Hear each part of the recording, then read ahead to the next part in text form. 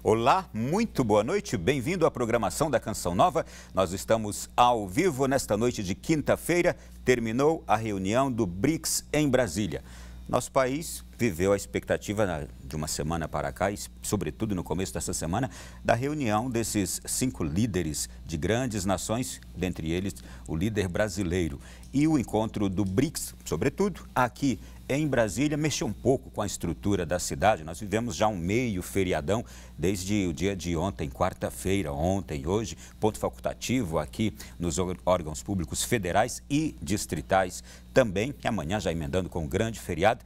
Mas qual foi a relevância desse encontro? Por que a capital do país parou? É o que nós vamos conversar nesse programa de hoje, o Além da Notícia. Entender a importância e a influência deste bloco de países em desenvolvimento, mas que tem, por exemplo, a representatividade de 40% da população mundial. Pois bem, nós vamos conversar sobre tudo isso a partir de agora em nosso Além da Notícia de hoje. Eu quero já cumprimentar nossos convidados. Seja bem-vindo, Creomar de Souza, analista político da Dharma Consultoria de Gestão de Risco Político. Creomar, bem-vindo. É um prazer estar aqui, Ronaldo. Um prazer falar contigo. Um prazer estar ao lado do Eduardo.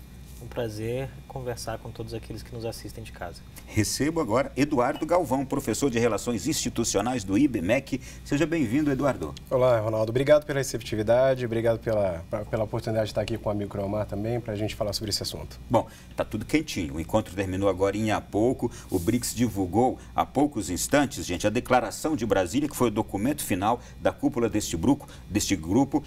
São 73 pontos que esses 5 países convergiram. A gente vai tratar de alguns deles, há alguns outros que são bem protocolares. Mas antes de tudo, vamos então acompanhar um VT que a nossa equipe preparou para a abertura do programa de hoje. Pela segunda vez, Brasília sediou a reunião da cúpula do BRICS. A última ocorreu em 2010. O grupo é composto pelos países Brasil, Rússia, Índia, China e África do Sul. A sua 11ª edição teve como lema Crescimento Econômico para um Futuro Inovador. Os temas prioritários foram relacionados à economia, inovação e combate à corrupção e ao terrorismo. Juntos, os países do BRICS reúnem uma população de mais de 3 bilhões de pessoas, o que equivale a 41% da população mundial. E possuem um PIB combinado de aproximadamente 18 trilhões de dólares, segundo dados oficiais. Em 2020, a Rússia assumirá a presidência rotativa do BRICS. Muito bem, como eu disse agora há pouco, está tudo muito quentinho, então antes de fazer qualquer pergunta, eu vou pedir a vocês que nos digam aquilo que em primeiro lugar vem à mente de vocês, quando a gente fala agora desse encontro que terminou agora há pouco em Brasília. Creomar. Olha, Ronaldo, a primeira coisa que vem à minha mente é aprendizado. Eu creio que, sobretudo para o governo brasileiro, que é um governo novo, com 11 meses de gestão, a participação e o recebimento de parceiros comerciais tão importantes como os parceiros que compõem o BRICS simboliza a possibilidade de aprendizado, né? E esse aprendizado dentro de uma lógica muito pragmática, porque o Brasil precisa de cooperação internacional e de captação de recursos para desenvolvimento. Sua palavra, por favor, Eduardo. Ronaldo, eu penso que é um marco para o BRICS. A gente está finalizando aí 10 anos e o governo do presidente Jair Bolsonaro está entregando a presidência do BRICS agora com esse final de ciclo de 10 anos. E é um aprendizado, sim, como o Creomar falou, porque nós estamos vivendo um momento de definição do Brasil quanto à pauta econômica dele, alinhamento quanto a Estados Unidos, China, multilateralismo, protecionismo. Então, é um momento é um marco na história do BRICS. Eu gostaria de entender agora por que se torna importante, relevante, a existência de um grupo de países como estes que a gente acompanhou agora, o Brasil, a Rússia, a China, a Índia e a África do Sul. Qual a importância de ter um bloco de países, da dimensão desses países, juntos, unidos? Olha, Ronaldo, eu creio que o primeiro elemento importante para quem nos assiste que talvez não esteja familiarizado com a terminologia é entender que os BRICS nascem em uma mesa de um banco de investimentos, né? Um analista de mercado diz que no século XXI um grupo de países seriam os principais parceiros econômicos ao lado dos Estados Unidos. Ele destaca Brasil, Rússia, Índia e China. Em algum momento, as lideranças políticas desses 4 países, ali no meados dos anos 2000, decidem se aproveitar dessa terminologia que é do mercado e transformar isso em um ato de cooperação internacional. E, estrategicamente, depois eles trazem a África do Sul, que é o S, né? Esse processo vai dando a eles a percepção e a maturidade de que eles podiam usar as sintonias, as homogeneidades, as semelhanças para criar estruturas e ações de manobra nas relações internacionais, porque política é um negócio complicado. Imagina o quanto que é complicada a política nacional, você multiplica isso por algum nível de complicação quando você vai falar de política internacional. O que eu acredito que essa cúpula nos mostra, e aí eu vou me aproveitar aqui da expressão do Eduardo, o grande marco que nós temos aqui é que daquilo que mais nos importa, que é o posicionamento do governo brasileiro, há a demonstração de que o governo assumiu uma posição pragmática, né? A declaração como posta ao final do encontro é uma declaração bastante robusta em alguns elementos e faz inclusive críticas a parceiros que o governo, quando da sua chegada ao poder, tinha como parceiros e enlaçamentos de primeira ordem. E nós vamos tratar de alguns pontos desses realmente que impressionaram justamente o Brasil a assinar este acordo de Brasília aqui com os BRICS. Eduardo, já tem gerado fruto, já tem gerado benefícios para o Brasil esta parceria com esses grupos, com esse grupo? Sim, tem sim, desde o momento da criação, Ronaldo. É interessante a gente entender o contexto, né? O BRICS ele foi criado há 10 anos atrás, mas como um contraponto para as instituições de Bretton Woods, né? Então, o FMI, o Banco Mundial. Então, era uma forma dos países criarem instituições e mecanismos para superarem desafios comuns e poderem implementar suas pautas frente ao multilateralismo da OMC e etc. Bom, o governo Bolsonaro, ele logo de início, ele se posicionou com uma agenda muito liberal e muito alinhada com os Estados Unidos, né? Agora, com esse encontro dos BRICS, a gente pôde perceber nas entrelinhas das falas dos chefes de Estado uma preocupação muito grande com esse alinhamento. E o governo Bolsonaro ele foi bem feliz, a meu ver, em defender a posição dele de um pragmatismo muito grande, como o Creomar falou. É um pragmatismo sem ideologias e voltado para o bem dos mercados, como foi o propósito do BRICS lá no início.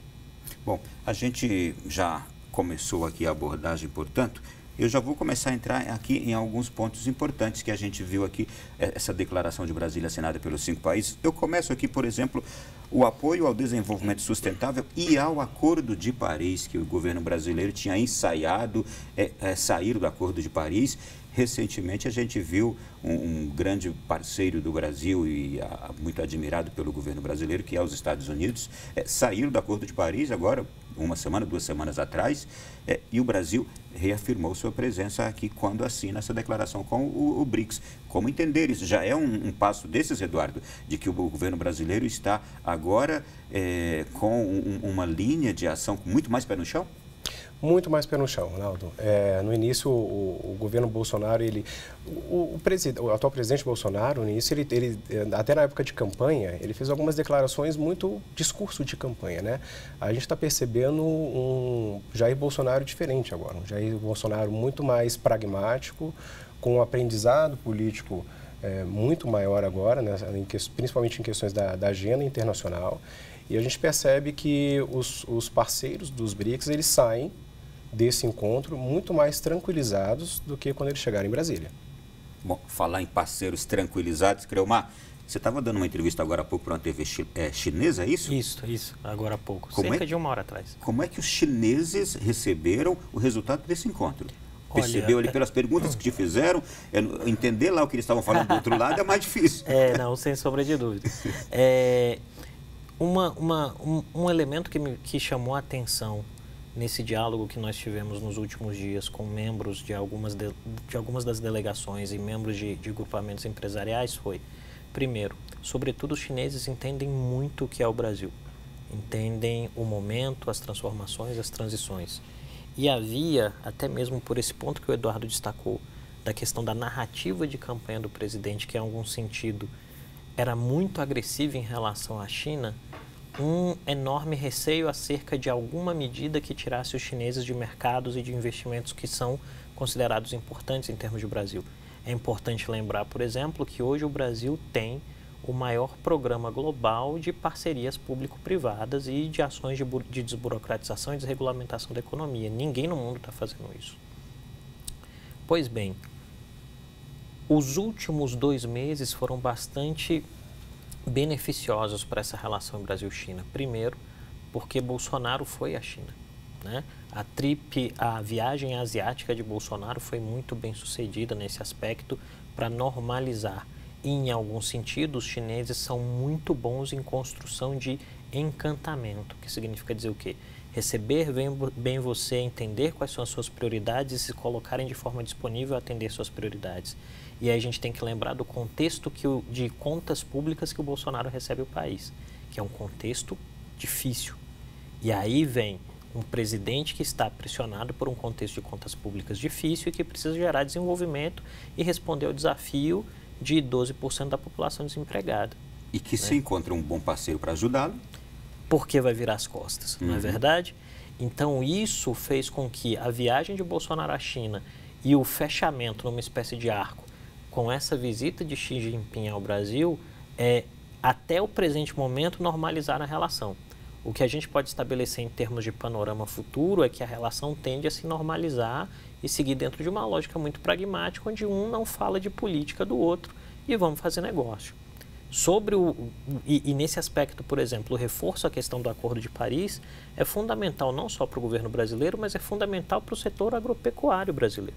Porque hoje, mercados desenvolvidos têm uma série de normatizações e selos de garantia que tem que estar vinculados a uma lógica de respeito ao meio ambiente. Sem isso, a carne não tem acesso ao mercado, a soja não tem acesso ao mercado, o frango não tem acesso ao mercado. Eu não sei se foi só minha a impressão, mas eu percebi o governo brasileiro, o presidente Bolsonaro, dar uma atenção muito especial ao Xi Jinping. Sem sombra de dúvida. Ontem, quando a gente percebeu a repercussão do encontro entre eles, a gente percebeu um tratamento muito especial dado à China. A China é a maior parceira comercial do Brasil, não é? Sim, a maior parceira. Não dá para negar a relevância dos países do BRICS para o Brasil. E voltando ao termo pragmatismo que você usou aqui, Eduardo, eu imagino que aquela frase do Bolsonaro, a China pode vir comprar do Brasil, mas não comprar o Brasil, acho que já foi superada, hein? Aquilo foi dito no momento anterior. Eu acho que hoje ele está sendo muito mais pragmático e objetivo nas questões comerciais, né? O BRICS representa 25% de todo o PIB do mundo, 40% do comércio internacional. A China, em especial, é o maior parceiro comercial do Brasil. A gente tem uma pauta de exportação para a China de 90% de bens primários. Nós exportamos 2% só de produtos manufaturados e 8% de semi-elaborados, né? Então, a gente vende produtos básicos para a China e, em contrapartida, nós compramos produtos de alto valor agregado. As importações brasileiras da China, 98% são produtos manufaturados. Então, é uma pauta onde você está vendendo soja e comprando telefone celular, para ilustrar bem esse tipo de relação. Então, é uma relação que, principalmente para o parceiro que está vendendo o bem de alto valor agregado, é muito vantajosa. E a gente precisa lembrar também que todos os países do BRICS, a Rússia, a China, eles concorrem na pauta de exportação. Então, nós temos uma pauta de exportação muito parecida e pouco complementar. Então, é difícil, é um desafio a gente buscar esses pontos de complementaridade para a gente conseguir acordos que sejam benéficos para os dois lados. Eu ouvi um outro analista dizendo nesses dias o seguinte: a China tem 1 bilhão e 300 milhões de pessoas para dar comida. E o Brasil tem essa comida. É bem isso. A lógica é bem essa. Não é? Lógica é bem essa. Eu creio que o grande desafio do governo chinês é que 30 anos atrás, o desafio era dar um prato de comida para cada uma dessas pessoas para evitar a convulsão social. À medida que a China cresceu, esse desafio vai se tornando mais complexo. É um prato de comida, é um copo de refrigerante, é um telefone celular, é acesso à internet, é o metrô que funciona. O nível de desafio em termos de política pública e de necessidades das pessoas vai se tornando cada vez maior. E nesse aspecto, eu creio que o Brasil tem uma enorme janela de oportunidade para se aproveitar daquilo em que, nesse exato momento, a economia nacional é mais competitiva, porque aí resolve um outro problema. Vamos pensar o seguinte, o Brasil tem uma pauta, o Eduardo deu os números aqui de maneira muito exata, sobre a pauta de exportações para a China. Mas aí tem um outro impacto, por exemplo, que é de você vender produtos agrícolas. Quando você tem um crescimento dessa área agrícola, e isso não é demérito à área industrial, né? Você resolve em um país como o Brasil, que é muito desigual, você resolve uma questão fundamental, que é empregabilidade daqueles que têm menor escolaridade, porque eles estão, em muitos dos casos, vinculados a essas atividades primárias. Então, tem um efeito positivo de você ter um parceiro como a China comprando massivamente produto agrícola, porque você gera receita de um lado e você gera emprego do outro, que também é receita, e no longo curso, as políticas públicas, se assim funcionarem, você consegue até melhorar o nível de escolaridade das pessoas. Muito bem, olha, está só começando o nosso programa, ainda não esgotou esse assunto da China, eu queria voltar a falar sobre a China, porque realmente merece esse destaque. Mas nós vamos para o nosso primeiro intervalo, já já a gente volta e já vai aparecer para você aí o nosso número de WhatsApp, DDD 61 3363-4729. Através deste número você pode participar do programa. Pode comentar, pode fazer a sua pergunta aqui aos nossos especialistas. A gente vai daqui a pouquinho já começar a atender as questões que estarão chegando neste número de WhatsApp que está aparecendo aí. DDD 61 3363-4729. Intervalo e voltamos já.